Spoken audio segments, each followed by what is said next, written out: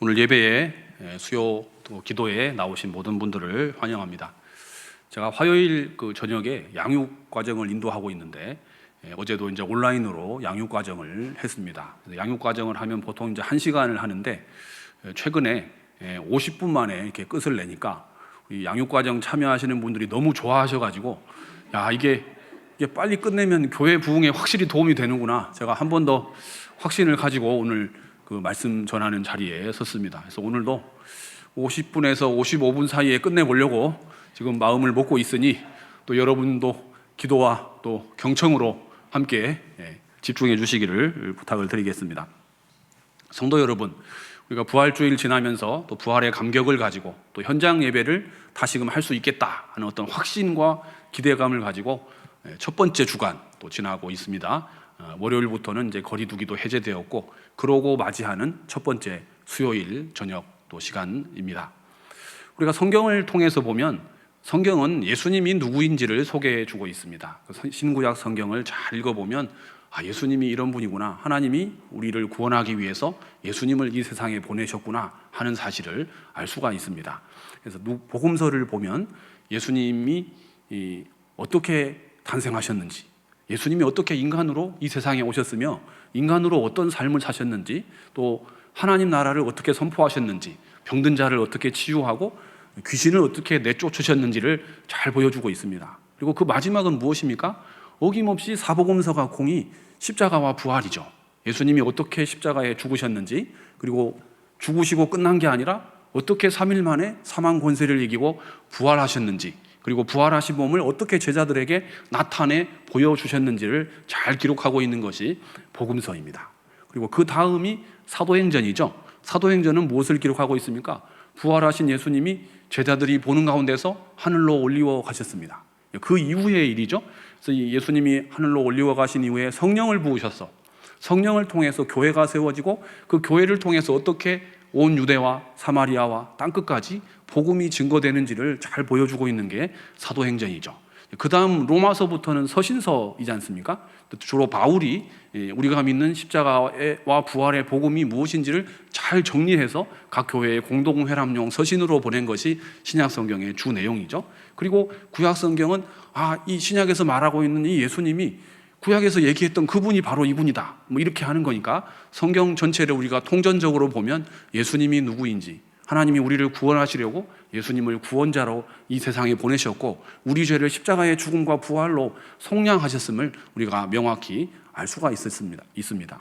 또한 놀랍게도 예수님은 부활하신 이후에 아무도 모르게 무인도에서 혼자 쓸쓸히 조용히 하늘로 올리워 가신 것이 아니라 여러 제자들이 보는 가운데 나타나셨습니다.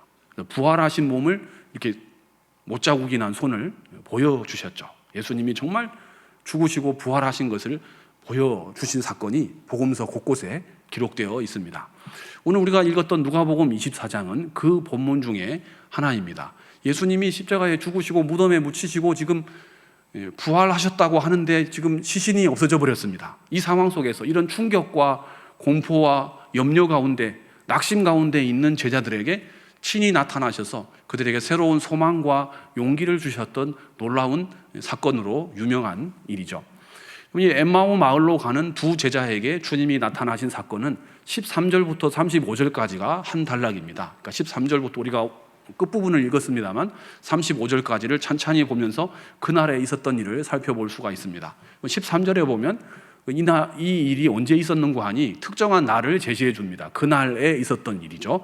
이 그날이 대단히 중요한 날입니다. 이 날이 어떤 날인가 하니 1절에 보면 안식 후 첫날, 9절에도 나오죠. 안식 후 첫날이 지금 이 엠마오 마을로 가는 두 제자에게 있었던 일을 소개하는 그 시점이 이 한 날입니다. 여러분, 이 날이 어떤 날인가 하니 예수님이 부활하신 날이고 안식 후 첫날이니까 우리가 쓰는 캘린더에 의하면 주일입니다. 그러니까 예수님은 금요일에 금요일 낮에서 오후 사이에 십자가에 죽으셨고 금요일 저녁부터 토요일 저녁까지가 유대인들은 안식일이기 때문에 안식일에 시신을 치우는 일을 하지 않기 위해서 서둘러 장사를 지냈죠. 그래서 금요일 오후 저녁 사이에 예수님은 무덤에 묻히셨습니다. 그리고 안식일 동안은 무덤 속에 계셨고 안식일 지난 다음 날 새벽에 이 여인들이 향품을 들고 예수님 그 시신에 향품을 바르려고 가보았는데 유대인들의 그 무덤이 엄청나게 큰 돌이 입구에 막혀 있는데 그 돌이 열려 있었습니다. 그리고 무덤 안에 들어가 보니 예수님 시신은 온데간데 없고 세마포만 놓여 있었죠. 그리고 천사가 나타나서 예수님이 부활하셨다는 사실을 이 여인들에게 알려주었습니다. 갈릴리에서부터 예수님이 평소에 늘 하시던 말씀을 기억하라. 그래서 얼른 돌아와서 베드로와 다른 제자들에게 알렸죠. 성질이 급한 베드로가 뛰어가서 무덤에 가보니 여인들이 얘기한 대로 정말로 세마포만 있고 예수님 시신은 없는 상태였습니다. 이 모든 일이 이날에 일어난 일입니다. 이날은 예수님이 십자가에 죽으신 지 3일째가 되는 날입니다. 여러분, 이날 새벽에 예수님은 부활하셨고 그 오전에는 이 베드로에게까지 알려졌죠. 예수님 무덤에 가서 그 부활하신 것을 확인한 날이 이날입니다. 그리고 낮에는 엠마오로 가는 두 제자에게 부활하신 주님이 나타나셨고 저녁에는 제자들이 이렇게 모여 있는데 직접 예수님이 나타나셔가지고 손을 발을 보여주셨던 날이 이날이죠. 이날에 이 모든 일이 일어났다는 사실입니다. 그러니까 49절 이후에 예수님이 하늘로 올려가신 일 이외에는 24장의 모든 내용은 안식 후 첫날, 이날 하루에 일어난 일입니다. 이날 이 두 제자는 엠마오로 가고 있었습니다. 여러분, 이 두 제자가 누구인지를 우리가 성경을 통해서 좀 보아야 합니다. 성경 본문에는 그들 중에 2명이라고 되어 있습니다. 개역개정 성경에는 그들 중에 2명, 옛날 쓰던 개역 성경에는 저희 중에 2명이라고 되어 있습니다. 이게 3인칭 복수 인칭 대명사인데 헬라어 원문에는 아우토온이라고 되어 있죠. 이게 지칭하는 사람이 누구인가 하는 점입니다. 그들 중에 2명이죠. 저희 중에 2명입니다. 그러면 저희 혹은 그들이 누군지를 알면 이 두 사람이 누군지를 쉽게 특정할 수가 있겠죠. 여기서 말하는 저희는 23장에서부터 24장 초반에 계속 등장하는 몇몇 부류의 사람들입니다. 첫 번째는 가룟 유다를 제외한 11명의 제자입니다. 또 한 부류는 갈릴리에서부터 예수님을 따라왔고 예수님 십자가형을 받는 현장에까지 따라갔던 여인들입니다. 그리고 또 한 부류는 이름이 정확히 기록되지 않은 다른 이들, 이 사람들을 통칭해서 예수님의 제자들이라고 하죠. 그리고 120명 정도 됐는데 이 사람들은 예수님의 십자가와 부활 때에 다 마가의 다락방이라고 하는 곳에서 모여서 함께 있었던, 예수님을 평소에 늘 따르던, 가장 가까이 했던 제자들 중에 이 그룹이 저희들 혹은 그들입니다. 그들 중에 2명이 지금 예루살렘에서 엠마오로 내려가고 있는 중입니다. 단서가 하나 있는데, 힌트가 하나 있는데 그 2명 중에 1명의 이름이 나와 있습니다. 글로바라고 하는 유대인 남자 이름이 나와 있죠.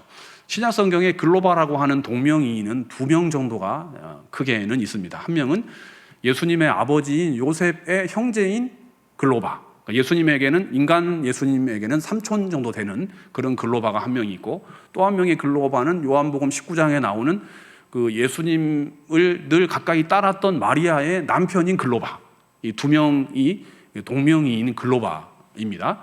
그러면 이 지금 엠마오로 가는 사람이 이름이 글로바니까 이 2명 중에 1명일 가능성이 크고, 그렇지 않다 하더라도 다른 또 글로바 C일 수 있는 가능성도 물론 있지만 성경에 자주 나오는 글로바가 이 2명 중에 1명이고 둘 다 예수님의 제자였으니까 2명 중에 1명일 것이라고 추정하는 게 일반적인 의견입니다. 그런데 2명 중에 누구이든지 꼭 특정하지 못하더라도 확실한 것은 이 글로바는 예수님의 제자 중에 1명이었다는 사실을 알 수가 있습니다.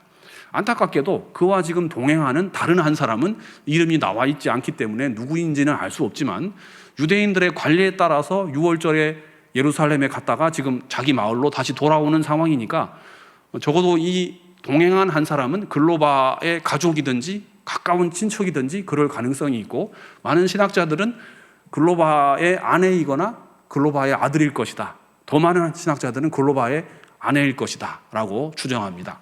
그러니까 글로바 부부가 지금 예루살렘에 왔다가 6월절에 지금 예수님 십자가형을 받은 지 3일째 되는 날, 안식 후 첫날 지금 다시금 자기 마을로 돌아가는 상황인 거죠. 여러분, 이 두 사람은 지금 심각한 실망 가운데 지금 빠져 있습니다. 예수님을 엄청난 구원자로 생각했었죠. 근데 그러지 예수님이 이렇게 힘없이 십자가형을 받을 것이라고는 전혀 예측하지 못했습니다. 예수님은 지금 눈에 안 보입니다. 그리고 그 시신도 찾을 수가 없습니다. 부활했다는 소문이 있는데 확인할 수가 없는 노릇이죠. 어떻게 이 상황을 이해해야 합니까? 그래서 이 실망 가운데 지금 자기 집으로 돌아가는 상황입니다. 아, 하나님 나라 운동은 끝난 것이구나.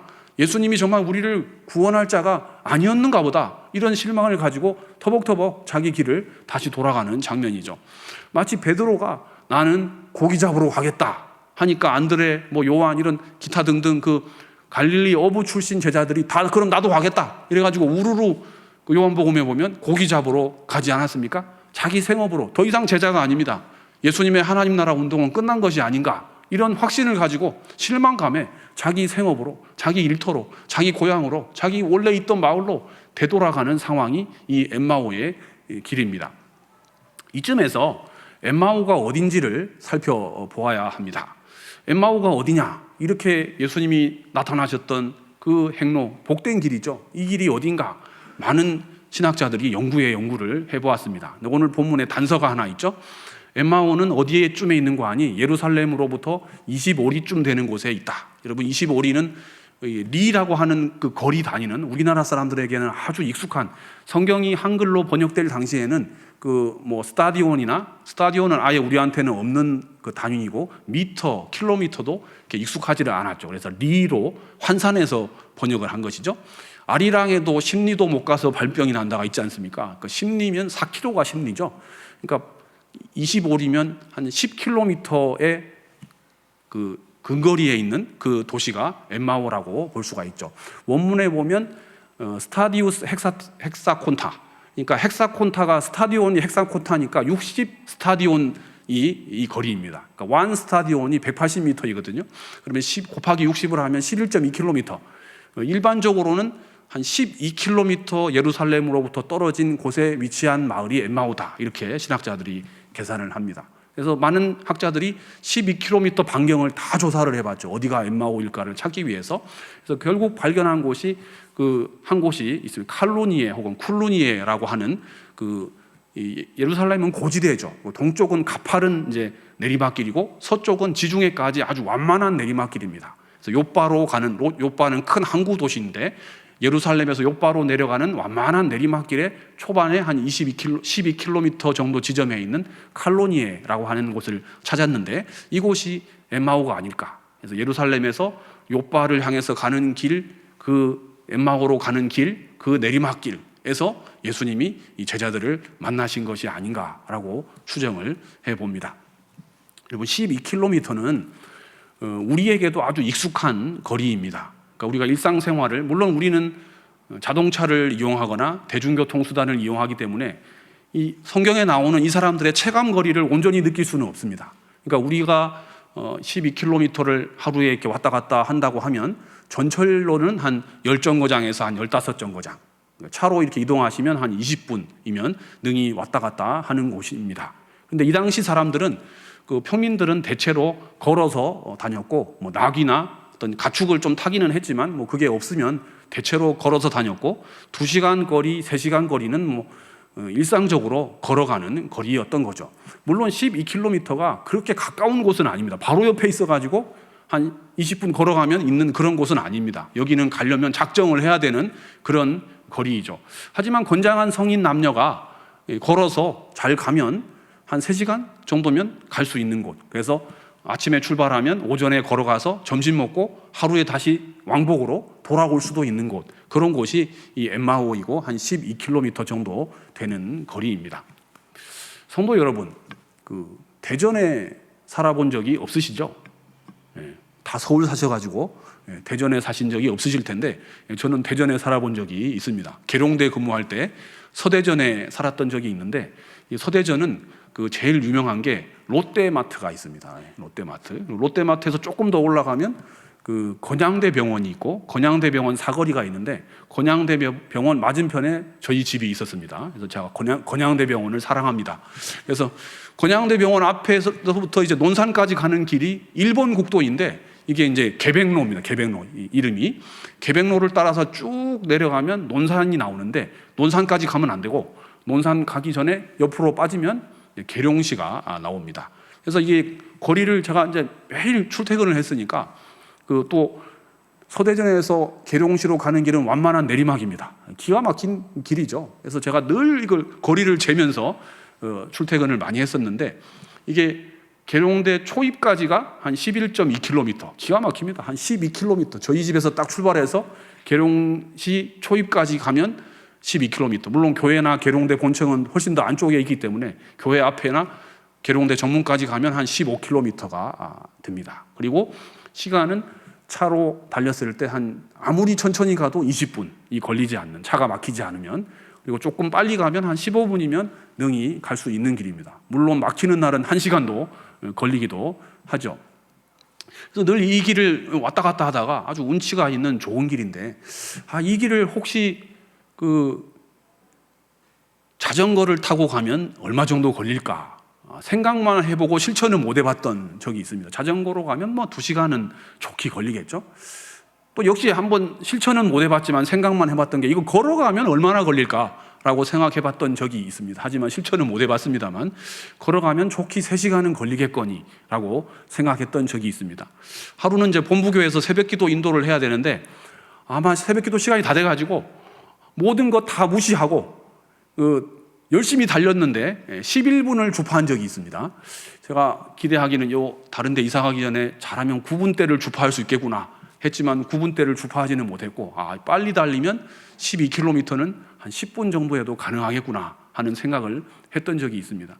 용케 거리가 딱 예루살렘에서 엠마오의 거리입니다. 그리고 지형도 비슷합니다. 약간 완만한 내리막길, 그리고 주변에 논밭이 좀 이렇게 있고 한산한 오솔길 같은 그런 길, 이 길을 늘 왔다 갔다 하면서 이 말씀을 묵상했던 적이 참 많습니다. 예수님이 이렇게 생긴 길을 저야 차를 타고 달리지만 예수님이 두 제자에게 나타나셔가지고 한 3시간을 같이 걸어가면서 이 선지자로부터, 모세로부터 선지자에 나오는 그리스도에 대한 말씀을 직접 풀어 설명해 주셨던 길이 바로 이런 길이지 않겠나 하는 벅찬 감동을 늘 느꼈던 길이 그 길입니다.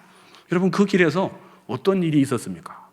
이미 글로바 부부가 지금 아주 슬픈 기색을 하면서 심각하게 둘이 지금 의논을 하면서 이 길을 출발을 했습니다. 그런데 누군지 알 수 없는 행인 한 명이 합류를 했습니다. 옛날에는 길을 걸어가면 길동무라고 하죠. 평소에 모르는 사람이지만 목적지가 같다든지 가는 길이 같으면 같이 이제 말동무를 하면서 먼 길을 같이 걸어갑니다. 빨리 가려면 혼자 가라 그랬고 멀리 가려면 같이 가라 그랬거든요. 그래서 같이 두런두런 얘기하면서 이제 가는 상황이 된 거죠. 그래서 이 두 부부가 지금 심각한 이야기를, 지금 무슨 얘기를 하고 있겠습니까? 예수님 지금 십자가에 죽으신 지 3일째인데 시신이 없어져 가지고 과연 부활한 게 맞느냐? 이거 앞으로 이제 우리 어떻게 해야 되느냐? 이 하나님 나라 운동이 끝난 게 아니냐? 이런 심각한 지금 고민을 하면서 그 이야기를 지금 하면서 내려가는 중이었죠. 근데 이 제3의 인물이 이게 외계인인지 지금 이 내용을 전혀 이해를 못하고 조금 전까지 보니까 아주 심각하게 뭘 얘기하면서 가시는데 지금 그 무슨 얘기입니까? 이렇게 질문을 하는 거죠. 글로바가 약간 화를 냅니다. 아니, 당신은 지금 이 예루살렘 근처에 살면서 이 지금 최근에 일어난 일을 모른단 말이요? 여러분, 이거는 가장 이 3일 안쪽에 핫 이슈입니다. 예수님의 십자가 사건과 시신이 없어진 일, 이거 지금 오늘 3일째입니다. 3번째 되는 날입니다. 여러분, 이거는 예루살렘에 사는 사람이라고 한다면 어린아이로부터 어른에 이르기까지 모든 사람이 다 알고 있는 사건입니다. 이 제3의 인물, 이럴 때 우리가 간첩이냐 이러죠. 아니, 어떻게 왜 이런 일을 모를 수가 있습니까? 여러분, 같이 차를 타고 가는데 누구를 옆에 태웠는데 그 사람하고 무슨 얘기를 하시겠습니까? 요즘 같으면 당연히 코로나 팬데믹 얘기를 할 겁니다. 당연히 우크라이나 전쟁이 어떻게 막을 내릴 것인가 라는 것을 이야기할 것입니다. 근데 그런 얘기를 했더니 그게 무슨 일이에요? 전혀 모르겠는데요? 라고 얘기한다면 당신은 간첩입니까? 아니면 당신은 외계인입니까? 이렇게 얘기할 수밖에 없을 정도로 예수님의 십자가 사건은 예루살렘 거민들에게는 핫 이슈, 최고의 탑 뉴스였다는 사실이죠. 그래서 이 글로바가 차곡차곡 설명해 주기 시작합니다. 지금 자초지종을 설명해 주죠. 근데 이 자초지종 속에 예수님의 그 120명 정도 되는 제자들은 예수님을 과연 어떻게 이해했는가가 고스란히 들어 있습니다. 글로바가 이렇게 설명을 합니다. 우리가 예수라는 선지자에 대해서 지금 얘기하고 있었는데 이 사람은 능력의 종이었다. 하나님께로부터 보냄받은 선지자라고 우리가 확신했었다. 그런데 우리 대제사장들과 관원들이 신성 모독죄를 더 씌워가지고 그 로마 총독 치하에 재판을 해가지고 거의 억지로 그 로마 형법에 의해서 극악무도한 죄인이나 받는 사형, 십자가형에 처형을 시켜버렸다. 그리고 그가 지금 처형된 지가 오늘이 3일째인데 그가 무덤에 죽임을 당하고 무덤에 내려갔는데 사실 우리는 이 사람한테 엄청나게 기대를 많이 했었다. 여러분, 유대인들은 다 메시아 대망사상이 있거든요. 역사적으로 얼마나 많은 압제 가운데 살았습니까? 지금 로마 식민 통치 가운데 있는데 이 사람이 정말 우리를 구원할, 다윗의 왕조를 재건할, 우리를 정말 구약 성경에 나오는 하나님 나라가 되게 할 그런 영웅으로 생각했었다는 거죠. 그런데 그분이 그것도 나무에 달려서 쓸쓸하게 죽고 말았습니다. 게다가 시신이 지금 없어졌는데 혹자는 부활했다, 시신이 없어졌다라고 주장하는 사람도 있지만 예수님이 부활했다라고 하는 사람도 있는데, 여인들이 그걸 듣고 와가지고 지금 우리에게 전파해 주었는데 우리 중에 성질 급한 사람은 뛰어가 보니까 정말 무덤이 비어있고 예수님의 시신이 온데간데 없더라. 이게 지금 오늘까지의 상황이요, 오늘 아침 상황이요, 이게 지금 우리가 이야기하고 있는 내용이요, 이게 우리가 지금 가장 고민하는 인생 최고의 지금 이슈요, 이렇게 이야기를 해 주었습니다. 그런데 이 제3의 인물이 이제 화를 내기 시작합니다. 꾸짖기 시작하죠. 이 어리석고 선지자들이 말한 것을 마음에 더디 믿는 자요. 구약 성경에 뭐라고 되어 있습니까? 그리스도가 어떻게 해를 받을 것과 어떻게 자기 해를 받은 후에 자기 영광에 들어가야 할 것을 구약 성경이 그토록 반복해서 여러 번 이야기했건만, 여러분, 그리스도가 해 받을 것이라는 것, 어떻게 자기 영광에 들어가야 할 것을 얼마나 많은 곳에서 이야기하고 있습니까? 더군다나 유대인들은 구약 성경을 반쯤 다 외웁니다. 모세오경이나 시편 119편 같은 경우는 어릴 때 한 4살 이전에 다 외우죠. 성경을 거의 다 외우고 있는 유대인이 정말 이사야, 예레미야를 몰랐다는 거예요. 그리스도가 어떤 해를 당할지를 몰라서 지금 그리스도가 이런 해를 당하고 있는 상황 속에서 그리스도를 못 알아봤다는 그런 얘기입니까? 그래서 이 제3의 인물이 모세와 선지자의 글로부터 시작해서 역으로 차곡차곡 설명해 주기 시작합니다. 그리스도에 대해서 모세는 이렇게 얘기했고 선지자는 이렇게 얘기했는데, 그래서 너희 눈앞에 지금 이 일이 이루어진 것이다, 이렇게 설명을 해준 거죠. 여러분, 이 방식은 전형적인 복음을 설명하는 방식입니다. 예수님도 그렇게 했을 뿐만 아니라 빌립 집사, 이디오피아 내시에게 사도 바울, 스데반 집사 다 똑같이 했었죠. 유대인들에게 복음을 설명하는 하나의 방법은 모세와 선지자로부터 시작하는 것이죠. 어떻게 기록되어 있는가? 이 기록된 구약 성경에 예언된 메시아가 바로 예수님이다, 이렇게 설명하는 방식이죠.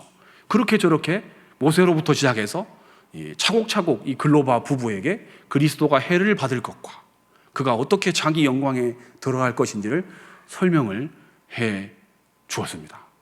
한 3시간 정도 넘는 시간을 걸어오면서 이 이야기를 들으면서 이제 엠마오 입구에 거의 다 도착을 했죠. 그들의 마음이 뜨거워졌습니다. 그 이야기를 들을 때 놀라운 감동이 있었죠. 그리고 이제 엠마오 마을에 다 도착해서 집에 이제 도착을 했습니다. 근데 이 제3의 인물은 자기 길을 더 가려고 합니다. 이 부부가 요청을 했죠. 아니, 지금 이제 해가 뉘엿뉘엿 넘어가고 있고 저녁 식사를 해야 되니 우리 집으로 유아사이다, 우리 집으로 들어갑시다, 우리 집에서 식사하고 좀 쉬시고 가실 길을 마저 가시죠, 이렇게 이야기한 거죠. 이 제3의 인물이 마치 삭개오의 집에 들어오듯이 온유한 음성과 모습으로 이 집에 들어왔습니다.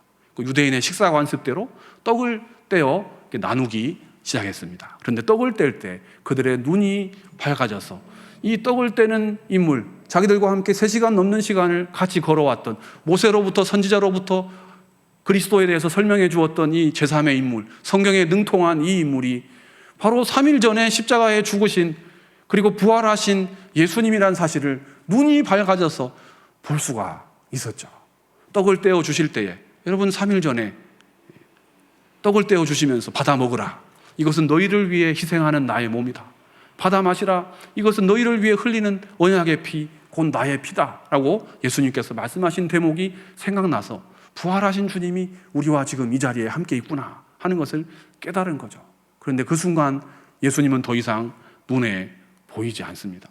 이 두 부부가 서로 이야기합니다. 아까부터 아니 좀 이상하긴 했었어. 보통 사람은 아니었어. 아까부터 그렇게 설명해 주실 때 우리의 가슴이 뜨거워지지 않았느냐라고 이야기를 했죠. 여러분, 이 뜨거움은 일순간의 뜨거움이 아닙니다. 잠깐 감동을 받았다가 한 10분 있으면 사라지는 그런 감동이 아니죠. 여러분, 이런 뜨거움은 보통 그 사람의 행동을 변화시킵니다. 그리고 그 사람의 인생의 방향을 변화시키기도 합니다. 여러분, 이 제자들은, 이 두 명은 더 이상 그 집에 있을 수가 없었습니다. 그 길로 다 놔두고 다시 일어나서 왔던 길을 되돌아갔습니다. 아까 주님이 우리에게 말씀해 주실 때 우리의 마음이 뜨거워지지 않더냐, 그게 부부간에 나눈 대화이죠. 예수님의 말씀은 우리의 마음을 뜨겁게 합니다. 성도 여러분, 최근에 가슴이 뜨거워졌던 말씀 때문에, 예수 그리스도의 복음 때문에 가슴이 뜨거워졌던 그런 경험이 언제쯤 있으십니까? 아니면 아주 너무 오래전에 그런 기억을 가지고 계신 것은 아닌지요? 저는 군에 처음 갈 때 여러 가지 군사 훈련을 받았던 기억이 지금도 생생합니다. 총검술, 사격, 화생방, 각계전투 이런 것을 다 봤는데, 하루는 이제 어느 교관이 이렇게 설명을 해주는데 이렇게 설명을 했습니다. 군에서 각종 교육을 시키는데 대체로 군에서 시키는 교육은 다 죽이는 훈련이다. 그러니까 군대에서 가르쳐주는 건 어떻게 하면 잘 죽일 수 있느냐, 어떻게 하면 많이 죽일 수 있느냐, 어떻게 하면 효과적으로 죽일 수 있느냐를 가르치는 경우가 대부분인데, 딱 한 가지 경우만 예외가 있다. 딱 한 가지 경우는 살리는 경우인데, 이 경우는 구급법이다. 그래서 구급법을 강의를 이제 시작을 했습니다. 그래서 팔이 부러졌을 때 수건으로 이렇게 삼각건을 만들어서 어떻게 고정시키는지, 또 심정지가 왔을 때 어떻게 심폐소생술을 하는지, 또 열사병이 왔을 때 어떻게 그늘로 옮겨서 탈수증을 막게 하는지를 가르쳐 주었습니다. 이 구급법 교관이 군대에서 유일하게 살리는 과목이 이 구급법이다. 구급법은 살려야 된다. 그러니까 일단은 내가 살아야 된다. 그리고 가장 가까이 내 옆에 있는 동료, 전우를 살려야 된다. 그리고 때로는 정말 필요하다면 적군일지라도 살려야 된다. 살리는 게 이게 구급법이다라는 설명을 해주었던 기억이 지금도 생생합니다. 몇 년 뒤에 국군 의무학교하고 가로사관학교가 같이 있는데, 여기는 군에 들어오는 전군에 들어오는 모든 군의관, 모든 간호장교, 모든 의무병을 다 교육시켜서 자기 부대로 다 보내는 그런 학교 교육 기관입니다. 그 마당에 이제 가보면 이런 비석이 있는데, 선명하게 새겨져 있는 그 글자, 살려야 한다. 제가 자주 이 앞을 지나갔습니다. 살려야 한다. 그래서 이제 우리 군의관들하고 되게 친한데, 평소에 보면 맨날 저만 보면 밥 사달라 그러고, 그래서 빨리 이분들은 군 생활하고 3년 만에 나가거든요. 그래서 별로 군 생활에 취미가 없는 걸로 생각했는데, 이분들의 가슴 속에는 항상 살려야 한다. 저희 가슴 속에 요한복음 3장 16절이 있다고 한다면, 이 의무 요원들의 가슴 속에는 살려야 한다가 있다는 것을 제가 깨달았습니다. 제가 마음이 뜨거워졌습니다. 살려야 한다. 의무 요원들도 살려야 한다고 이렇게 하는데, 나도 좀 살리는 사람이 돼야 되지 않을까. 그래서 내가 의사는 아니니까 죽은 사람을 살릴 수는 없는 노릇이고, 심폐소생술 자격증을 땄습니다. 내가 살리는 사람이 돼야 되겠다. 그리고 적어도 내가 내 옆을 스쳐 지나가는 사람들, 우리 교회에 한두 번 왔다가 지나가는 많은 젊은이들, 나랑 면담을 해서 한 10분, 15분 이렇게 대화를 하고 지나가는 모든 사람들을, 그의 영혼을 살리는 사람이 돼야 되겠다. 아니, 지금 이렇게 청년 실업이 많고, 이렇게 낙심되는 일이 많고, 우울하고 디프레스 되고, 이렇게 소망이 없는 시대에 내 옆을 스쳐 지나가는 모든 사람은 그의 영혼이, 그의 심령이 죄로부터 예수 그리스도의 복음 때문에 변화돼서 살아나는 심폐소생술을 받은 것 같은 그런 역사가 있도록 해야 되겠다 하는 결심을 했던 적이 있습니다. 마음이 뜨거워진 것이죠. 그럼 이 부부는 예수님을 만난 그 복음을 들은 일 때문에 가슴이 뜨거워졌습니다. 더 이상은 집에 있을 수가 없어서 그 길로 다시 예루살렘으로 돌아갔죠. 근데 이게 올 때하고 지금 상황이 많이 다릅니다. 올 때는 낮이었죠. 갈 때는 밤입니다. 올 때는 걸어서 왔죠. 갈 때는 뛰어서 갔을 겁니다. 올 때는 내리막길이었습니다. 갈 때는 오르막길이죠. 12km를 달려서 이야기를 해줘야 되지 않겠습니까? 지금 예수님이 부활하셨는지 시신이 없어진 것인지 절망 가운데 있는 120명 정도 되는 제자들에게 사실이었어. 진실이었어. 아침에 여인들이 했던 예수님의 부활의 소식이 진실이었어. 왜냐? 내가 아까 만났어. 부활하신 예수님을 엠마오로 가는 길에서 만났어. 그분이 우리에게 말씀을 풀어 설명해 주셨고 떡을 떼서 주셨어. 그 손에 못자국을 내가 보았어 라고 이야기하는 것이 이 두 부부의 이야기입니다. 그 이야기를 할 때에 진짜로 부활하신 예수님이 그 120명 가운데 나타나셨죠. 이따만한 못자국이 난 손을 보여주시면서 자, 이게 내 손이다. 이따만한 못자국이 난 발을 보여주시면서 이게 나의 발이다. 부활하신 예수님이 자신의 몸을 보여주셨습니다. 예수님 만남으로 인한 변화를 그들은 겪기 시작했죠. 거기에 있는 모든 사람은 다 예수님의 증인이 되었습니다. 부활의 증인이 되었던 거죠. 성도 여러분, 우리는 컨텐츠의 홍수 시대에 살아가고 있습니다. 우리가 조금만 그 주변의 기기를 열어보면 정말 감동적이고 정말 마음이 뜨거워지고 정말 우리의 신앙생활을 유익하게 해줄 것 같은 설교, 특강, 성경 공부, 세미나 등등 정보가 없어서 우리가 신앙이 자라지 않는 것이 아닙니다. 정보가 없어서 우리가 가슴이 냉랭한 것이 아닙니다. 얼마든지 접근을 하려면 좋은 내용들이 너무나 많이 있죠. 하지만 그 많은 설교, 그 좋은 강의, 그 좋은 성경 공부를 통해서 정말 가슴이 뜨거워지고 그 뜨거움이 인생의 방향을 변화시킨 적이 있습니까? 아니면 오늘 너무 내용이 좋은데 오늘 이 내용에 내가 감동받았어 하고 한 10분 뒤에는 그 모든 내용을 반납하고 원래의 일상으로 돌아가지는 않습니까? 예수님의 복음은 한 사람의 일생을, 그의 행동을 변화시키는 그런 능력을 가지고 있는 것이죠. 한때 한국 교회를 포함해서 모든 교회들이 이 부흥을 정의할 때 숫자가 늘어나는 것을 부흥이라고 정의했던 적이 있습니다. 그러니까 2명이 4명 되고 4명이 16명이 되는 것을 부흥이다라고 개념 정리했던 적이 있습니다. 전도를 열심히 했죠. 그런데 이 사람이 단지 숫자가 늘어나는 것, 이게 전부가 아니라는 것을 시간이 지나면서 발견하기 시작했습니다. 하지만 여전히 숫자가 늘어나는 것 자체도 쉬운 일은 아닙니다. 실제로 전도를 해보면 2명이 4명 되고 4명이 16명 되는 게 성령님이 역사하지 않고는 사람의 능력으로는 될 수가 없는 일이죠. 그것 자체도 귀한 일이지만 더 중요한 부흥의 개념이 있다는 것을 우리 스스로가 발견하기 시작했죠. 여러분, 부흥이 무엇입니까? 단지 숫자가 늘어나는 것이 부흥입니까? 부흥은, 특히 요즘 같은 시대의 부흥은 불확실한 한 명이 확실한 한 명이 되는 겁니다. 연약했던 한 명이, 자기 혼자서는 자기 신앙도 감당할 수 없는 한 명이 다른 사람까지 인도해 줄 수 있는 강력한 한 명이 되는 것이 부흥입니다. 도마처럼 의심 가운데, 확신이 없는 가운데 있던 한 사람이 확신 있는 한 사람이 되는 것이 부흥입니다. 무리 중에 한 사람이었던 사람이 제자의 일원이 되는 것이 부흥입니다. 그게 우리 시대에 우리가 발견한 부흥이라고 하는 개념이죠. 단지 숫자만 늘어나는 것이 아니라 불확실한 한 명이 확실한 한 명이 되는 것, 이게 부흥이라는 사실이죠. 차가운 사람이 뜨거운 한 사람이 되는 것, 그게 부흥이라고 볼 수 있겠습니다. 성도 여러분, 부흥이라고 하는 단어는 다시 붙자 흥할 흥자입니다. 영어로 리바이벌도 다시금 살아난다는 뜻이죠.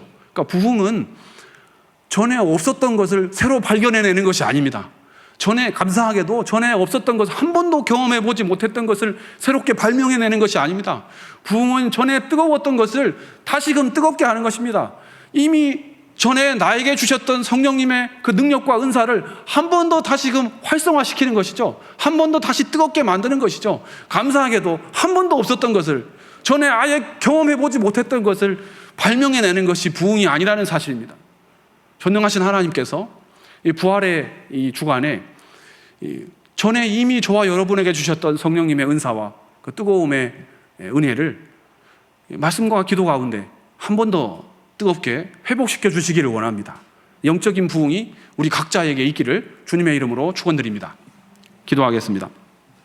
고마우신 하나님, 부활로 우리를 새롭게 하시며 죄의 노예되었던 우리를 제자로 세워주신 주님의 은혜를 찬양합니다. 우리 죄를 위해 채찍 맞으시고 고난 받으시고 죽음을 맛보신 주님, 사망 권세를 이기고 부활하신 주님을 찬양합니다.